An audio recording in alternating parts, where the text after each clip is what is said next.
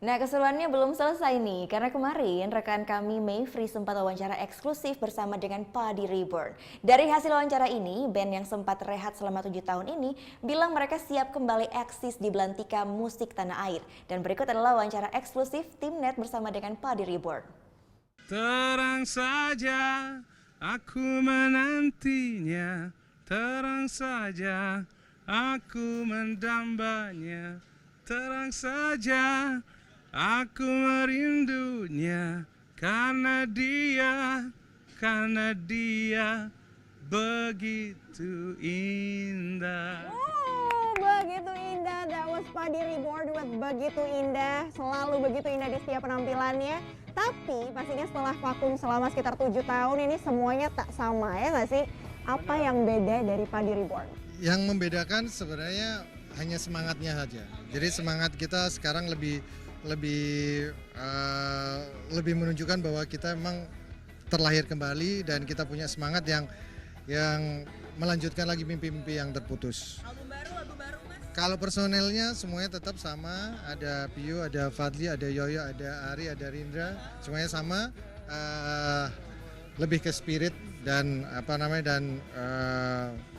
semangat. Tapi kalau yang ditunggu pasti kan kalau namanya Reborn ini pasti ada album baru, hits baru, single baru. Kira-kira kapan nih para sobat Padi harus menunggu dan bersabar harus sampai kapan? Yang pasti rencana yang paling dekat bulan puasa kita mau workshop lagi dan mudah-mudahan mohon doanya tahun ini kita keluarin album.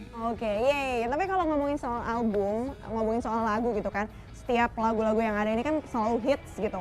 Sebenarnya apa sih elemen penting dari sebuah lagu menurut dari Padi Reborn? Apakah kemudian liriknya ini harus dibikin galau lah ya, atau ear catching, terus atau aransemen sih sebenarnya yang paling utama, itu sebenarnya apa? Sebenarnya sih proses itu adalah ketika salah satu dari kita ada ide lalu dimasukkan ke mesinnya Padi ini, lalu kita di situ kita mengolah sama-sama dengan semua kemampuan kita, dengan semua kapasitas kita masing-masing, baik dari beat, baik dari pemilihan nada, penulisan lirik, semua adalah menjadi satu di situ. Tapi kan kalau bisa dibilang, ini kan mayoritas dari Sobat Padi ini kan generasi 90-an.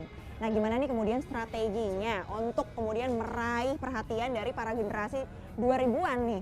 Yang pasti main di show-show, event-event yang banyak generasi 2000-an ya. Mengenalkan kembali Padi karena setelah kita vakum 7 tahun lumayan lama ya.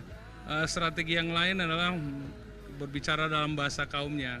Ya, jadi ada hal-hal yang harus kita pelajari lagi. Ya. Aku punya pertanyaan terakhir, tapi kali ini semuanya harus jawab. Jadi jawab dari Mas Hendra dulu ya.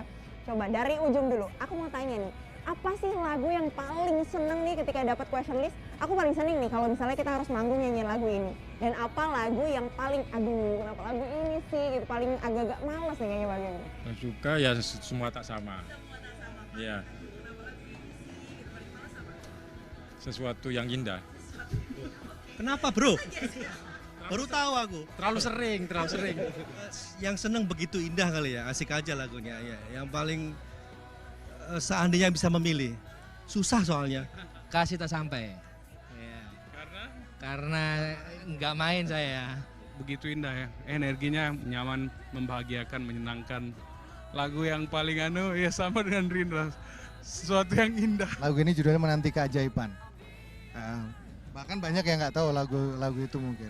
Sebenarnya paling nggak suka sebenarnya sobat. Kita nih di sini kan anak-anak yang suka tantangan ya. Jadi ya, we dare you to sing that song untuk nyanyiin lagu Sobat rame-rame. Sekalian itu mungkin buat good people yang punya personal experience soal lagu itu, sekaligus kita menutup interview kita hari ini, oke? 3, 2, 1. Oh sobat, maafkan aku mencintainya.